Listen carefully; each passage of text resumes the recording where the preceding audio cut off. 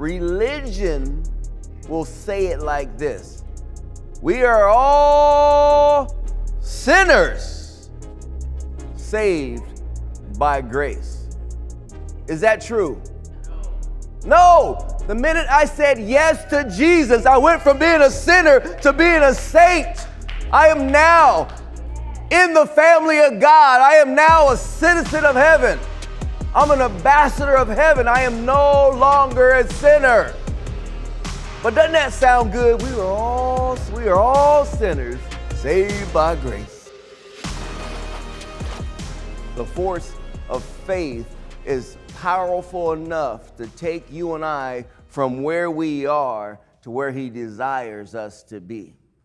All of us have battle wounds and scars from different people, from different situations and circumstances. They're represented in this room right now is defeat, despair, abuse, heartache, frustration.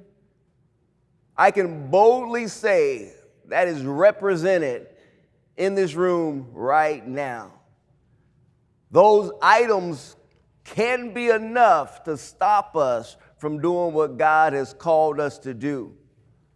My heart's cry to you and myself is to bypass all of the enemy's strategy and lock on to the voice of God.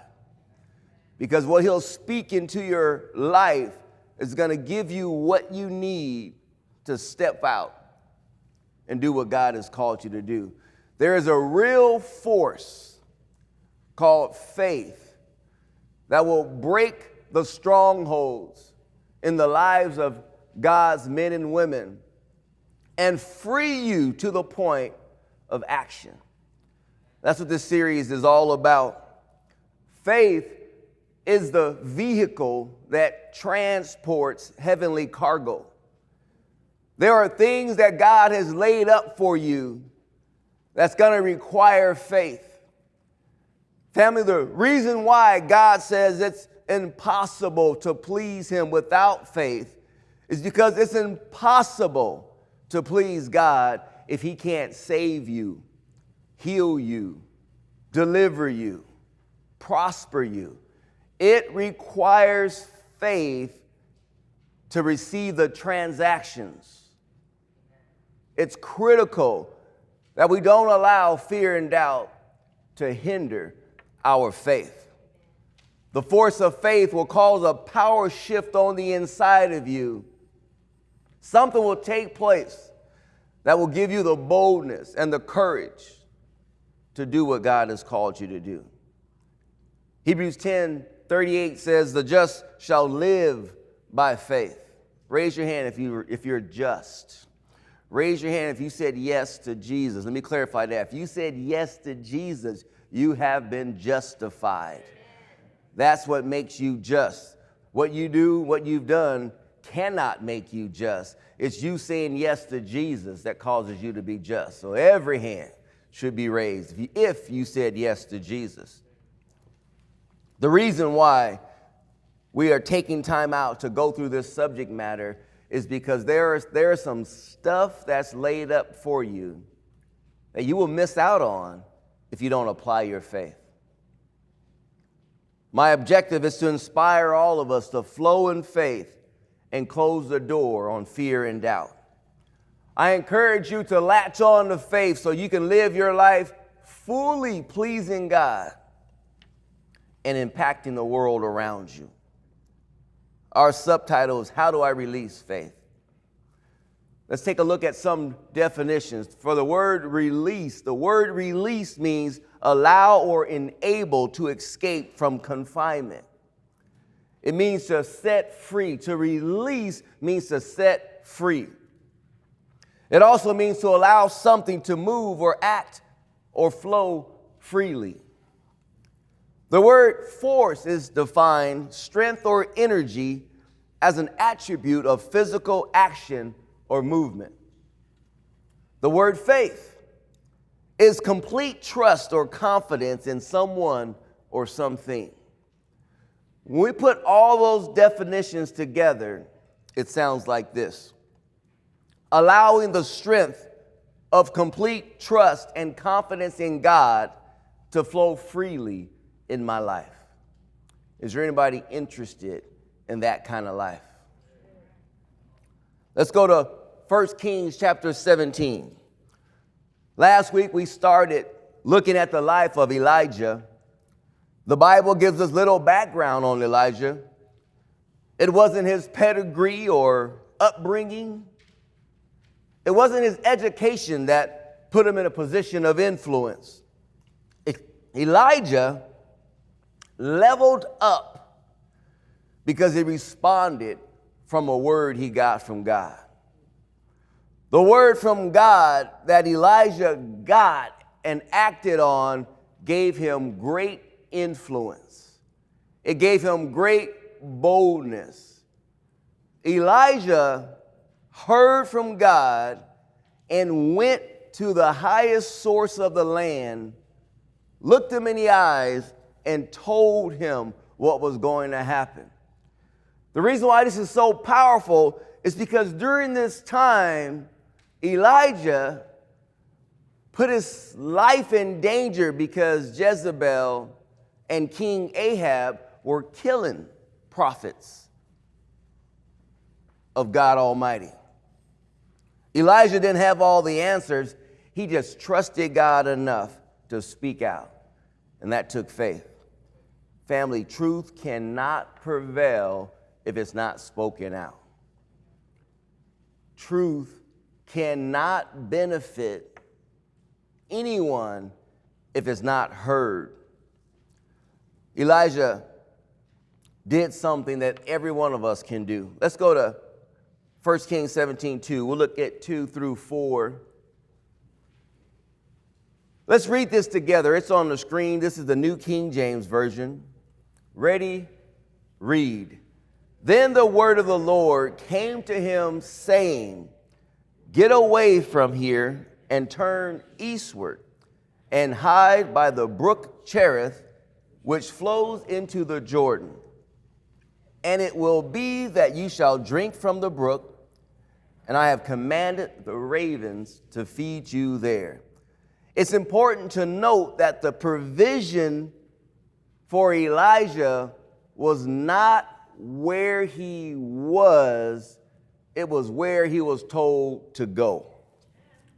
The example I have, my little football here, Josiah, I'm gonna have you be a receiver. I know that's blasphemy because you're a defensive back, but be a receiver today. Now, if Josiah has a go route, and I throw it to where he was, is contact made? All y'all should have known that.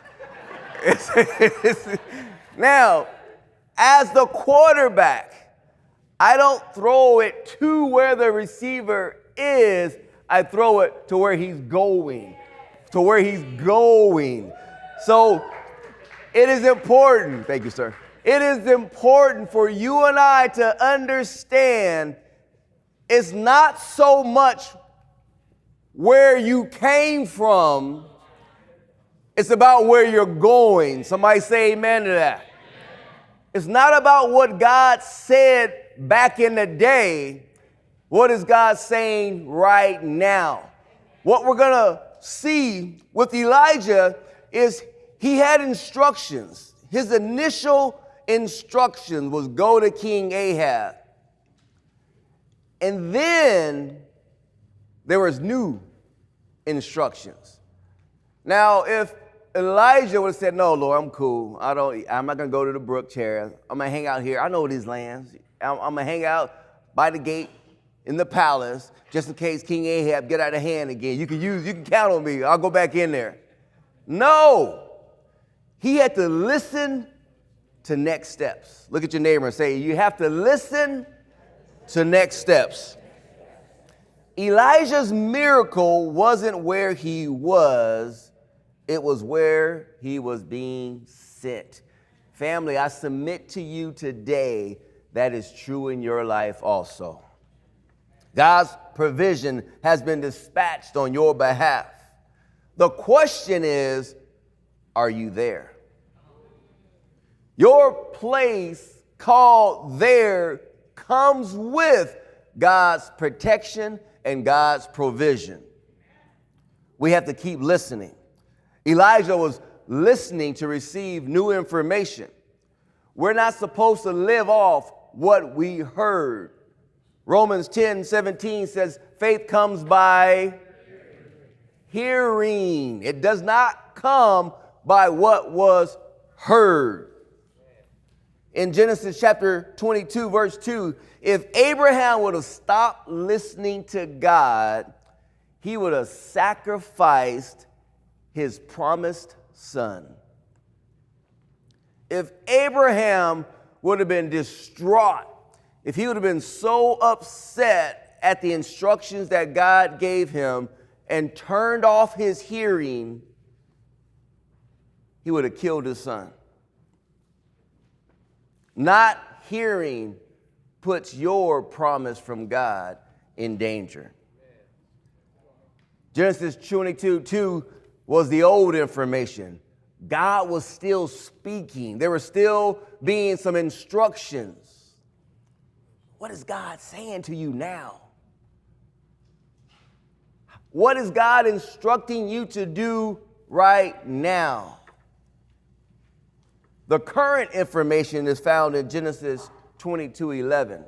Let's go there. Genesis 22:11. Check your neighbor out. Make sure they're not in Psalms or Proverbs. Help them. Genesis, first book. 22:11. Let's read that together again. Y'all sounded good. Ready? Read. But the angel of the Lord called to him from heaven and said, Abraham, Abraham. So he said, here I am. Let's look at verse 12. And he said, do not lay your hand on the lad or do anything to him, for now I know that you fear God, since you have not withheld your son, your only son, from me. That was the current information. And it saved Isaac's life.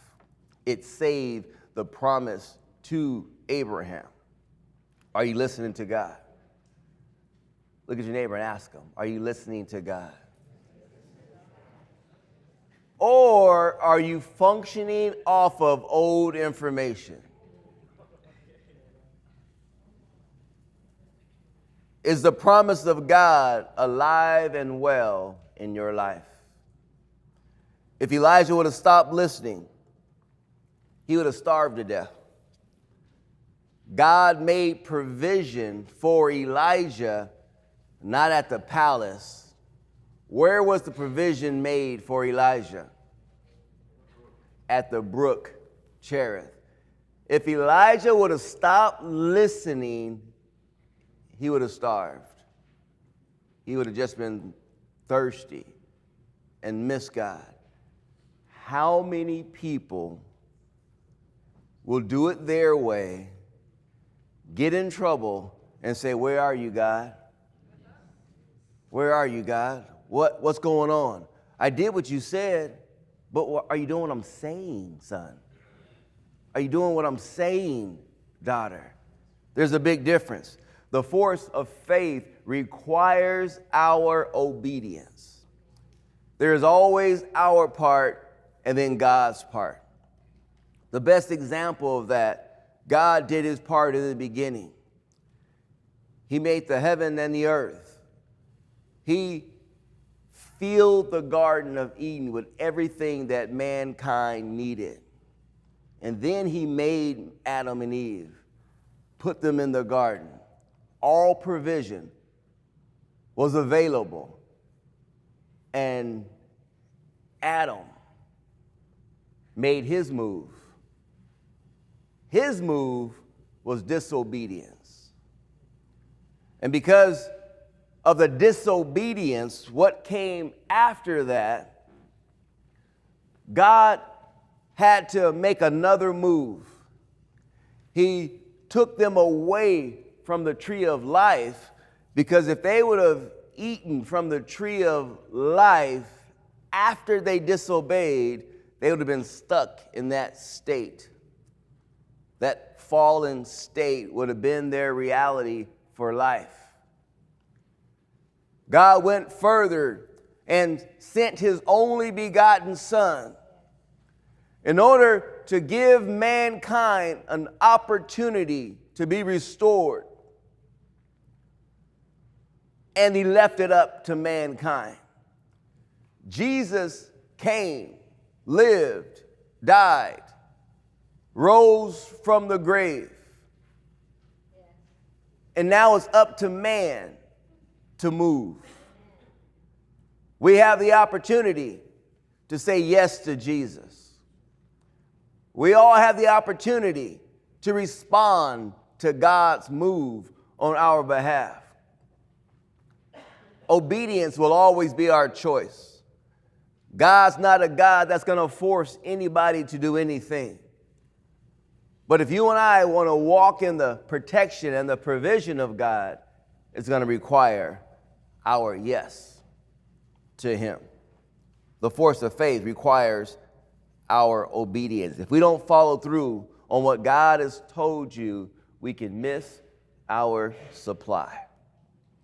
You know, when me and Terrellyn finally stepped out and started Word Life, we didn't know what was next.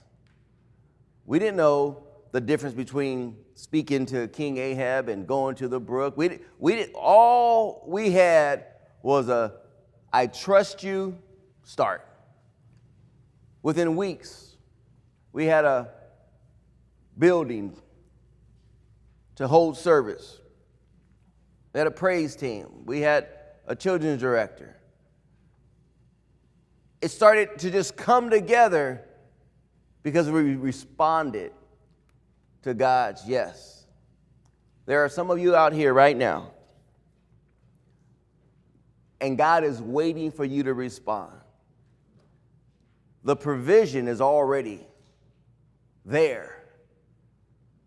Make the decision to move from where you are right now and go there. God is a good God. He's a faithful God.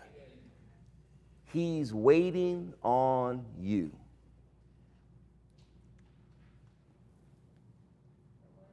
His provision is waiting for you and I. Let's go to verse 5, 1 Kings 17:5. The good thing about God is he'll continue to wait. He'll continue to keep his arms wide open, waiting for you and I to just simply say, "Yes, Lord." Do you realize no Lord is an oxymoron? Do you realize that? That's oil and water. That doesn't even work. If Jesus is your Lord, your default answer is yes. Yes, Lord. The moment you and I say, "No, I got it," we're saying, "I don't need you to lord over me. I'm going to do it my way." Ouch. Critical. 1 Kings 17:5 says, "So he went and did." Thank God. So he went and did. In other words, he obeyed. He went and did according to the word of the Lord, for he went and stayed by the brook Cherith, which flowed into the Jordan. Family, your obedience matters. Let's go to John chapter 2 and verse 5. Obedience doesn't change. And this is really easy to get misunderstood. So hear me. Obedience or disobedience doesn't change God's heart towards you. God doesn't hold a grudge if his children don't obey him. However, it makes it really hard on us. When we don't obey God, it makes it hard on us. We don't receive the promise. We don't receive the provision. Like the quarterback receiver analogy, if Josiah never ran the route, I can't get him to receive in the place called there. God desires to lead you, guide you, protect you, and provide for you. Let him. Let him. That's the other thing. It will always require you and I participating in God's plan. I know religion would have us believe that we have to do this, we have to do that to even get God's approval. Oh, if I don't do all of this, God won't love me. That's not the case. God's love for you is settled. However, your provision, your protection depends on your obedience. Abraham was about to sacrifice his son. Man, that's great faith. I don't know if I could even be in that conversation. I mean, I got 4 boys, and even when I'm mad at them, I don't know if I could wrap them up and put them on some posts to make sacrifice. Now, maybe over the years, there's been some conversations, Lord. Lord, do you need a sacrifice? Which one, Lord?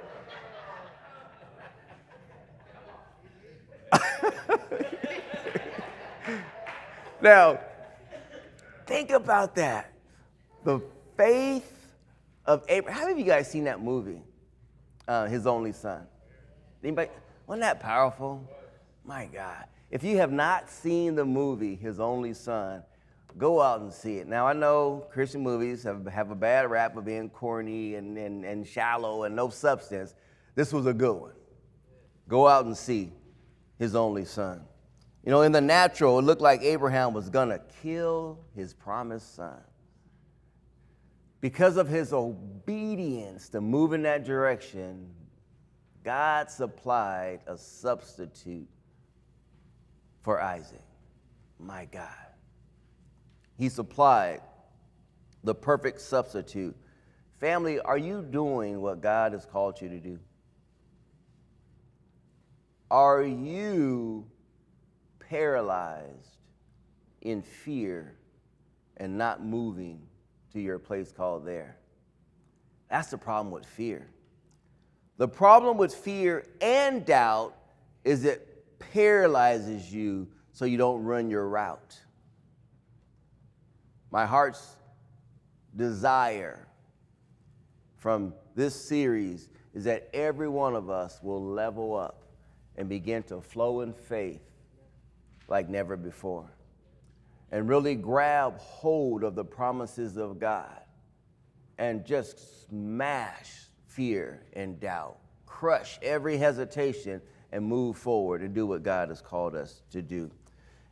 You know, if you're unfulfilled, and I know there's some people in here that are, God wouldn't have put this in my spirit. If you feel empty, unsatisfied, there's some questions that you should ask yourself. There are 3 questions that are key to you moving from that place. The first one is, what were the last instructions that God gave me? If I'm not there, if I'm not doing the last thing he said to do, the second question is, why not? I don't have all the answers. I'm afraid. I don't think I can do it. Did God really choose me? The third question is, do I really trust Jesus to lord over my life? That's a great question. Do I really trust Jesus to lord over my life? We have to be doers. Let's go to John chapter 2 and verse 5. Jesus' mother, Mary, got it right. when she was talking to the servants, she said, whatever he says to you, do it. That applies to you and I today. Family, whatever Jesus says to you, do it. The results of their obedience was the first 6 miracles ever recorded by Jesus. We have to let the Spirit of truth guide us. The Spirit of truth desires to lead and guide you into God's original intent for your life. God desires for you to be satisfied, fulfilled, and full of joy. If something is missing inside of you, there's a good opportunity that you're not at your place called there. It's a good opportunity that you heard God say do something and it was overwhelming. It's a good opportunity that you don't trust Jesus to lord over your life. I know one thing for sure is not on God. God will always keep his word. He will always do what he said he'll do. Thanks for joining us today. We hope that you picked up what God had in store for you. And if not, feel free to rewatch and definitely subscribe to our YouTube channel and be on the lookout for future content. We are so excited to see what God has in store for you, and we'll see you next time.